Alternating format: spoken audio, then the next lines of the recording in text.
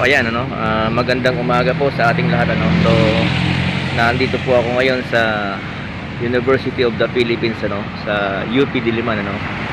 So, nagpapasalamat ako dahil binigyan po tayo ng pagkakataon na maipasok or mapagbigyan tayo na makapagbigay or magtinda ng ating paninda dito na suman yan at laing ano.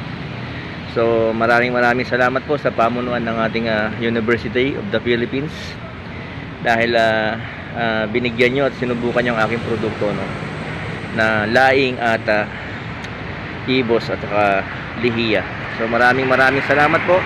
Ito po ang isang napakalaking market ko ngayon no, dahil napakaraming mga estudyante na nagustuhan po nila ang ating napakasarap na laing dito sa University of the Philippines Diliman. Okay? So maraming salamat. Sabi ko nga, walang imposible no. Walang imposible na abutin natin ang pangarap. Basta ang kailangan natin, diskarte, sipag at tiyaga. Yan lang po ang kailangan natin. Born to win. To God be all the glory.